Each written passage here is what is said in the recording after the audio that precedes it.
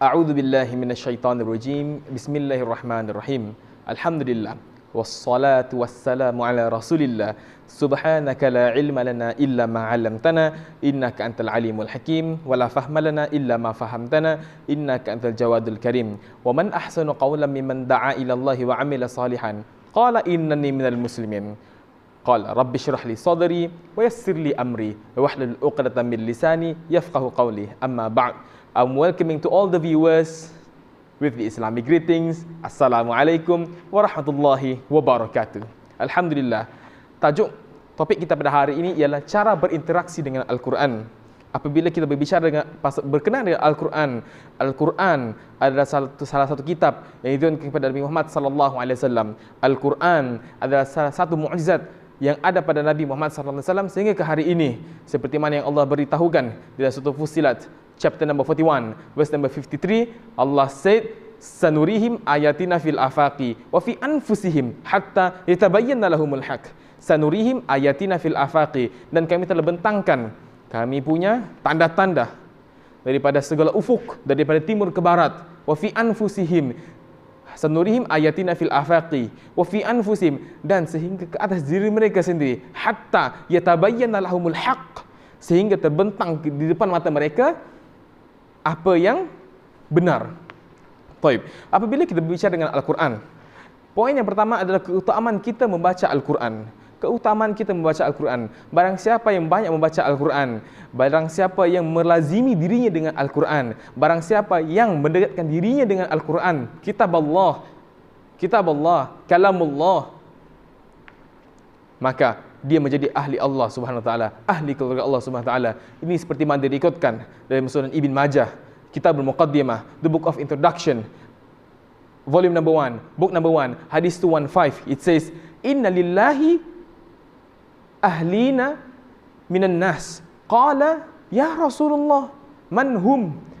Qala Rasulullah sallallahu alaihi wasallam, hum ahlul Quran, ahlullahi khassatuhu. Yang bermaksud, sesungguhnya Allah mempunyai keluarga di kalangan manusia. Berkata para sahabat, ya Rasulullah, siapakah mereka? Kata Rasulullah, mereka adalah ahli Al-Quran dan orang-orang yang mendekatkan dirinya kepada Allah Subhanahu wa taala. Dengan kita membaca Al-Quran, kita setampak mendekatkan diri kepada Allah Subhanahu wa taala. Yang kedua, Al-Quran menjadi syafaat, menjadi kita punya pembantu ataupun intercessor, menjadi kita punya lawyer ketika di hari kiamat kelak. Begitu juga Nabi sallallahu alaihi wasallam bersabda dalam Miskat Masyabih, Kitab Fadailul Quran, book number 3, hadis 2120. Kata Rasulullah, di hari kiamat kelak,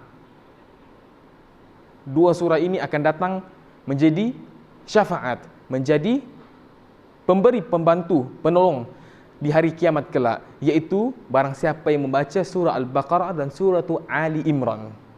Dan yang poin yang ketiga, seperti mana yang Rasulullah sallallahu alaihi wasallam bersabda di dalam Jami' At-Tirmizi, volume number 5, chapter of the Quran, book number 42, hadis number 2410. Rasulullah said, man qara'a harfan min kitabillah falahu bihi hasanah wal hasanah bi'ashri biha amthal wal hasanah bi ashrin amthaliha. La aqulu alif lam mim harf, walakin alifun harf, wal lamun harf, wa mimun harf. Kata Rasulullah, tidaklah barang siapa yang membaca satu huruf dalam kitab Allah, yakni Al-Quranul Karim, dia mendapat kebaikan, dan satu kebaikan itu diganjarkan dengan 10. Sepertinya begitu. Dan tidaklah aku katakan alif lam mim itu ada satu huruf, tapi alif itu satu huruf, mim itu satu huruf, dan lam itu satu huruf, alif itu satu huruf, lam itu satu huruf, dan mim itu satu huruf. Dan satu huruf mendapat 10 kebaikan dengan ganjaran. Dan begitu juga ketika mana Rasulullah sallallahu alaihi wasallam bersabda dalam Sahih Muslim, book number 6, the book of prayer, hadis 780. Kata Rasulullah,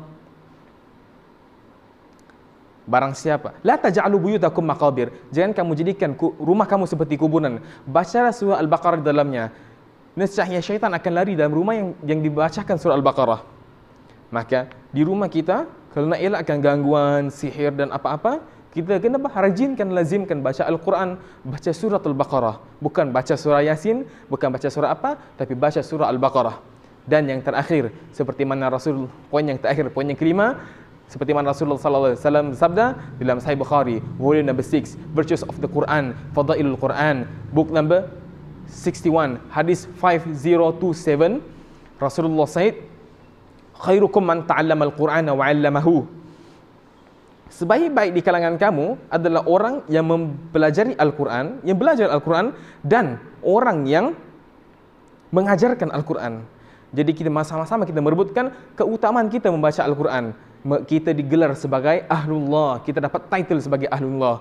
Seperti dalam Isnad Ibn Majah, volume number 1, book number 1, Kitabul Muqaddimah, Kitab of Introduction, hadis 215, kita mendapat gelaran di title keluarga Allah, dan kita mendapat syafaat di hari akhirat. Dan begitu saja, kita adalah sebaik-baik manusia ketika mana kita mempelajari Al-Quran dan juga kita mengajarkan Al-Quran. Masya Allah.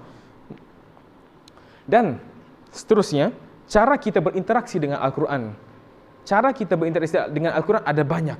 Boleh baca dalam kitab Syama'il Muhammadiyah, bagaimana Nabi berinteraksi dengan Al-Quran. Boleh juga kita baca dengan At-Tibyan fi Adabi Hamatil Quran, kitab karangan Imam At-Tirmizi, yang di mana Nabi ketika dia membaca Al-Quran, ada kalanya dia sedih, ada kalanya dia happy, ada kalanya berubah-berubah mengikut ayat yang dibaca. Contoh, Nabi membaca ayat azab, Nabi akan menangis ketakutan dan meminta ampun kepada Allah Subhanahu Wa Taala. Begitu juga Nabi ketika Nabi SAW membaca ayat perihal dengan ahlu syurga ataupun ciri-ciri orang yang masuk syurga, maka Nabi akan memohon kepada Allah Subhanahu Wa Taala untuk dia dimasukkan dalam syurga. Dan begitu jangan kita meminta kepada Allah, ya Allah masukkan aku dalam syurga. Begitu juga dengan ahli neraka, jika dibacakan dengan ayat-ayat neraka, maka kita minta ampun, ya Allah ya Tuhanku, ampunkan dosaku, terima taubatku, dan masukkan aku ke dalam orang-orang yang Engkau redai. Yang pertama, cara kita berinteraksi dengan Al-Quran ialah menyibukkan akal kita untuk memikirkan makna yang kita baca. Ada dalam Al-Quran, ada satu ayat yang kita baca, kita tidak fahami maknanya. Maka kita sibukkan dengan mencari makna Al-Quran tersebut. Mungkin kita boleh cari di almaani.com, kamus online bahasa Arab. Mungkin kita boleh cari dalam kitab tafsir. Kita ada banyak kitab tafsir, tafsir Ibn At-Tabari, tafsir Ibn Katsir, tafsir Al-Ishari, dan banyak lagi tafsir-tafsirnya.